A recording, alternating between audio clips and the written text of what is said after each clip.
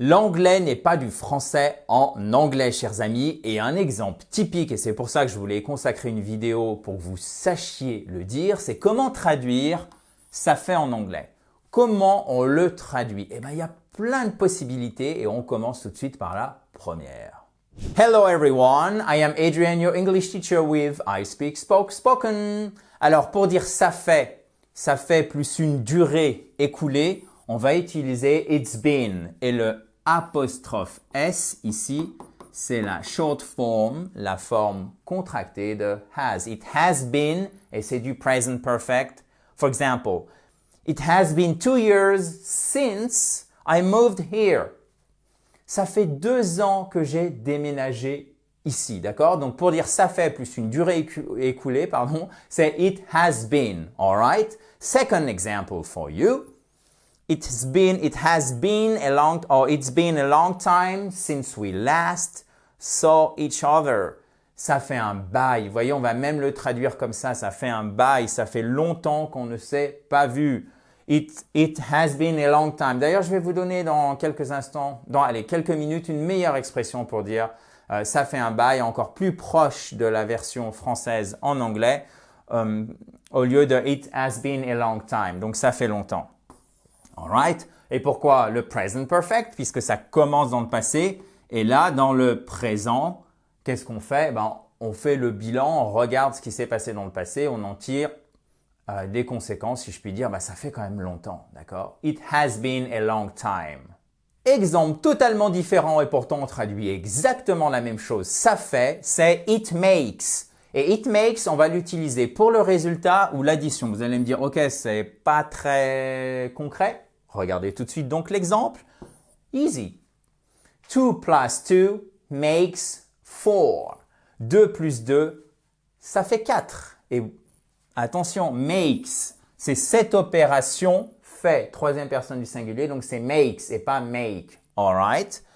Second exemple, adding these ingredients together makes a great delicious dish. Donc, ajouter ces ingrédients ensemble, littéralement si je fais mot à mot, donc mettre ces ingrédients ensemble, ça fait it makes a delicious dish. Dish, c'est le plat. Et attention ici, c'est ingredients, c'est pas ingredients ou ingredients, non, ingredients, ok? Delicious, together, accent tonique à chaque fois pour les 3 mots. Donc le stress, l'accentuation se fait sur la deuxième syllabe. Vous l'avez ici en phonétique. Quand vous avez une apostrophe, ça signifie que c'est la syllabe qui suit derrière qui est porteuse de ce fameux accent tonique. Ce mot de 3 lettres, je suis sûr que vous l'avez déjà vu. Ago. D'accord? Pour parler d'un événement au passé. Je l'ai vu il y a 2 jours. Donc ça fait 2 jours que je l'ai vu. OK? I saw him 2 days ago. Alright? Ils ont déménagé ici il y a 5 ans. Ça fait 5 ans qu'ils ont déménagé. They moved here 5 years ago. OK? Donc, vous voyez, on a déjà 3 façons de traduire ça fait. It has been, it makes, and ago. Alright? Et des façons de traduire ça fait en anglais, en tout, on en a 6. D'accord? On en a déjà vu la moitié. Si vous voulez récupérer tout ce que vous avez à l'écran, vous cliquez sur le i en haut à droite. Vous pouvez aussi faire le quiz d'application. Si vous ne voyez pas le i en haut à droite, vous avez le lien qui est juste en dessous dans la vidéo. Alright?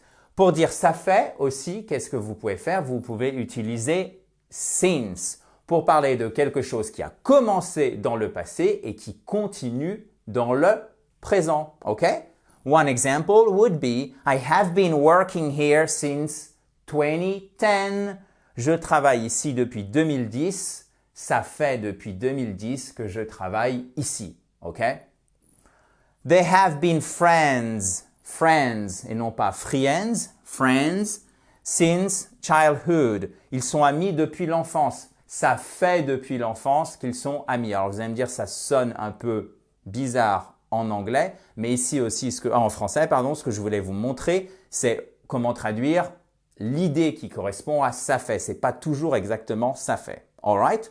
Attention, notez bien qu'avec since, on parle d'un élément d'une durée bien déterminée dans le passé. Par exemple, 2010, vous voyez, c'est l'année 2010. Ça ne déborde pas à 2009 et à 2011. L'enfance elle se termine. Elle a commencé, elle se termine. Vous voyez, donc c'est un point délimité, une période délimitée dans le temps qui est dans le passé et ça continue jusqu'en le présent. Mais on parle et on part du point dans le passé, d'accord?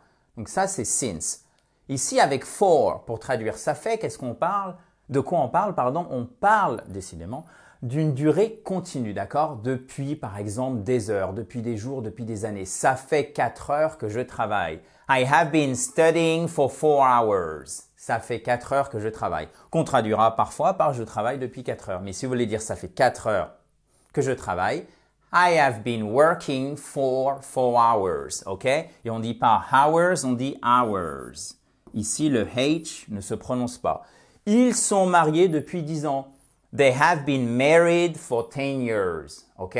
They have been married for 10 years. Ça fait 10 ans qu'ils sont mariés. Ils sont mariés depuis 10 ans. On utilise un beau present perfect continuous, et évidemment, pour la durée, for, ok? Que vous avez ici, durée continue, for. Et ça nous permet de traduire notre ça fait. Si je puis dire, c'est aussi simple que ça.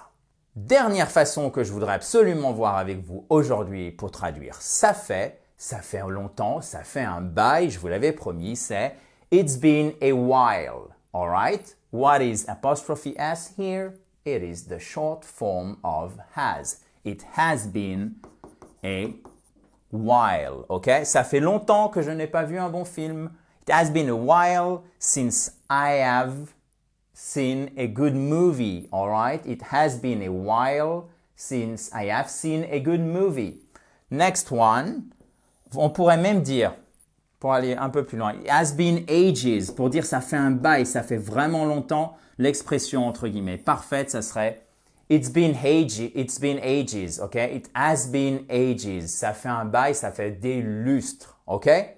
Maintenant, dernier exemple, ça fait longtemps, je parle de la traduction française volontairement, ça fait longtemps que nous n'avons pas eu de vraies vacances.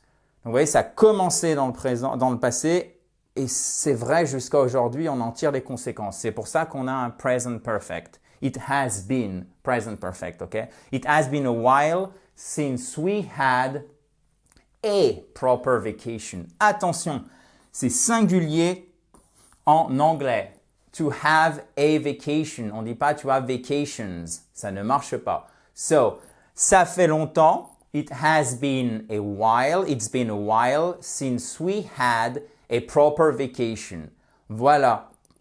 Chers amis, vous êtes plus qu'au point maintenant pour traduire ça fait. Merci d'avoir suivi la vidéo jusqu'à son terme. Si vous avez des questions, vous n'hésitez surtout pas. Vous pouvez les mettre juste en dessous. Et si vous voulez aller un petit peu plus loin, ce que vous devriez faire, c'est faire un test d'anglais pour être sûr de votre niveau. Vous avez la vidéo juste ici en accès libre. Pour ce faire, je vous dis à très vite dans la joie et la bonne humeur. Bye bye! Have a nice day!